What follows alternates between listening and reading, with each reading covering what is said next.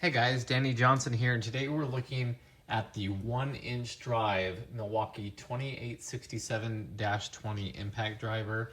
Next to it, I also have our 2767-20 half-inch drive, just to show you a size difference. And of course, I had to put the 12 amp hour large forged battery on this one and an 8 amp on that one, just to kind of show make this one look bigger.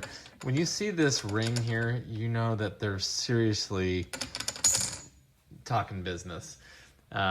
Anyway, I just want to show you these side by side because I don't think people understand when you're looking at the drive size exactly how much different that is when it says it's 1 inch.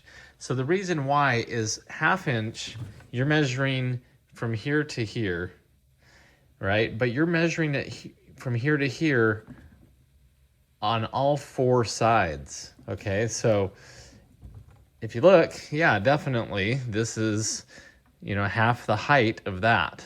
But that's only on one plane. We're looking at 4 different planes here. So that's why, all in all, so you can really see the difference in the drive size there. Why does it really matter? Well, when you have this large 1 inch, as that's impacting and turning, that gives you a lot more leverage. Imagine if you had a little 1/4 inch drive and you were turning it as tightly as you could with one hand compared to having your whole hand on a grip to turn 1 inch. So definitely a lot more turning power. Now, how much power as advertised? They say where the half-inch drive was 1,400 foot-pounds and one of its leading torque wrenches for that size, this will do 1,800 foot-pounds. So that's significantly more, another 400 foot-pounds on top of that. So if the claims of what it show are true, then it's definitely a huge advantage. Now, when are you really going to use something this big? I can tell you this is heavy. I mean, it's not going to be any fun to really haul around.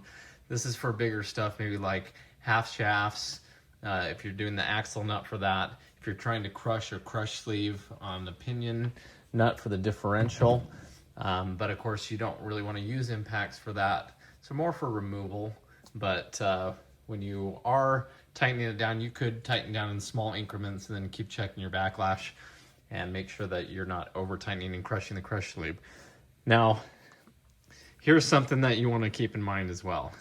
Most of your sockets for impact, they're going to be a 3/8 drive, maybe half-inch drive. Okay, and that's what that's going to look like. And that'll do the job for most of what you're going to do. Now, in order to run and even operate this, there really aren't a lot of 1-inch drive sockets. They are available, but they're also a lot more expensive for the same sizes that you're using. So if you're going to do the same job, you have to either go out and buy a 1-inch drive, 1 1/16 to remove the pinion nut, if you're doing a differential as an example, or the alternative, what you're going to have to do, I'll even separate these, you're going to have to basically go get this adapter, which is $40, to go from 1 inch down to 3/4. And if you are using these sockets that are half-inch drive, that's still not going to be enough. You're going to have to reduce it down again just to get to half-inch drive. And then from half-inch drive, now you can finally use this. So you can, now you're still going to be able to have plenty of torque power, but you do lose a little bit on each of these as you step them down. But this is where you obviously would use your half-inch drive in most cases. You wouldn't need to use a 1-inch drive to do what you could on that. Now, if you look here, this is a nice little impact socket set that we have, and it's 3/8 inch. So we need yet another reducer down. So there's your half-inch, just to be able to run this socket. So if we're already reducing down, look what this is going to look like if for some reason the only drive size you had was in that 3/8 inch, that's kind of ridiculous. But I mean, it's also kind of cool.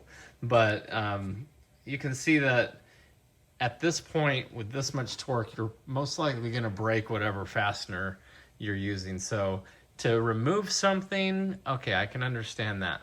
To tighten it back down, you want to be really careful, because if you were trying to even tighten down lug nuts, as an example, using something like this, you want to make sure that you're on your lowest setting. And even the lowest setting, so even if we're down to a number 1 on our setting, you'd want to be really careful. Okay, but it's kind of ridiculous. Now, what are the benefits of this one?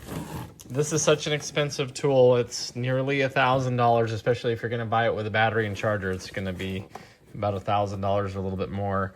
So you can track where the tool is. You can lock it out so that it can only be used with your authorization using your mobile app.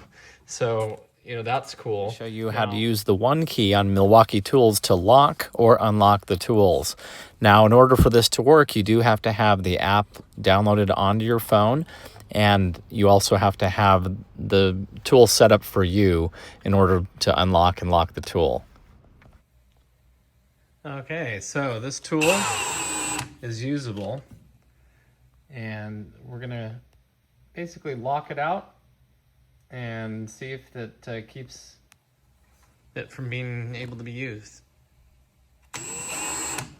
So you'll open up the One Key app, and if you look at the tool where the status is, we're going to change where it says in use, and we're going to flip that over to stolen as an example to deactivate it. So now you see in red it shows stolen, so this will keep the tool from being able to be used until we switch that back. Okay, so on the app, we switched the status to stolen. Now, when you pull the trigger, you'll notice that this one key lights up as red. So the tool will not work. Okay, so even if you take the battery off of it, I think that's going to help you plug it back in. This tool will not work. So now we're going to select connect, and when we do, it brings up our menu for the tool. And as you can see, it shows tool lock. So we turn that back off, and now you can see it blinks, and then it's able to be used again. So now when we go to use the tool, it works. And so that's how you can turn the tool lock on and off. It's really cool how you also have 4 different settings here, and they are customizable on that same app. Another really neat feature is you can go into each of these, like number 1, for example, the first setting, and you can limit the RPM or increase it. It'll show you where it's factory set. And then you just go into these. Here, let's go into number 2, into the next one. Let's say you wanted it to only go to 900 RPM for that one. Into number 3, let's go from 1400 down to 1200 RPM. And just to really test it, we'll show you that we put the number 4 setting all the way down to like 500 RPM. And the tool will limit to these. So if you're lending it to somebody and you're afraid that they're going to burn it up or use it in the wrong way, then you can change these settings. Now, if you have a bigger job where you're doing like road signs and construction, like putting up traffic lights or something that uses huge fasteners, then, you know, this is really nice to have a battery powered one that you don't have to, you know, bring an extension cord or cable around with, or, you know, have to have it plugged in somewhere. There's also very little to no maintenance on this. So that's another, you know, good thing about it. Now this one also says it has the red link. So if it starts to sense that it's overheating and you're burning it up, it should shut that down for you. But this is definitely not something that you just want to go out and buy as your first impact driver. This is something that, you know, if you're going to be doing some bigger, heavier duty jobs. And, you know, for me, the main reason I want to have it in my toolbox is just in case there's that huge fastener, like I said, like a wheel bearing or an axle nut, something that's just really stubborn. maybe even a crank pulley one that you just really need to break it apart. But keep that in mind as well. Let's say that we wanted to take a crank pulley off with this. Look at how long this is. You're going to basically have to take the radiator out of the car and to even get enough room to get this tool down in there. So you'd have to either buy the right size socket at 1 inch drive or use all these reducers. And, you know, let's just say that you went down even just to your shallow one. It didn't require a deep socket. You know, you're still huge on length there. So it's just a few things to keep in mind. But if you do have that, if you see the ring on the top, you know they're usually talking some serious business.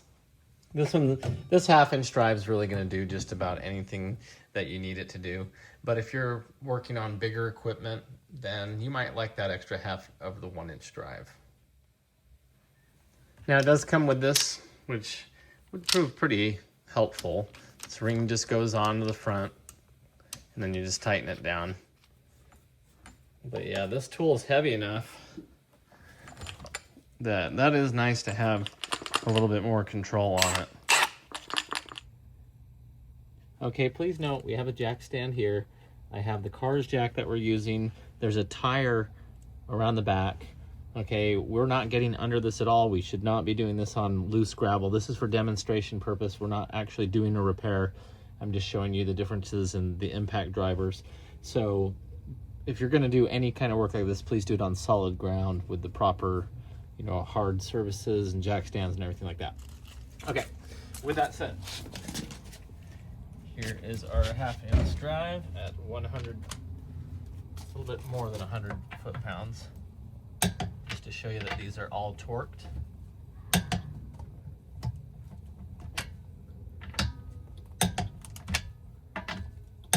We have it set to setting number 3, its highest setting. That last setting is to slow the driver down once it senses it's broken loose, but we're on our highest setting here. So we're going to take off the 2 lug nuts. Okay, not bad at all.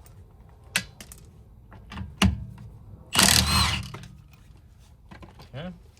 Now we're going to do the same thing using the same battery, 8 amp hour. We're using this on our way overkill driver here with our 1/2 inch drive. Reduced it down to at least 1/2 inch drive. Okay, we are on setting number 4. This one's highest setting. Okay, setting number 4, the highest setting it has. Okay, listen to the ooga doogas on this one.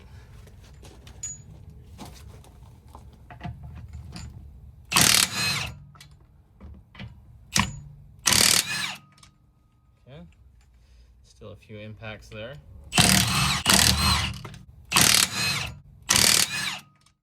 So this is a really nice impact, no doubt about it. Lots of money, unless you're doing like semi-truck lug nuts all day long with it.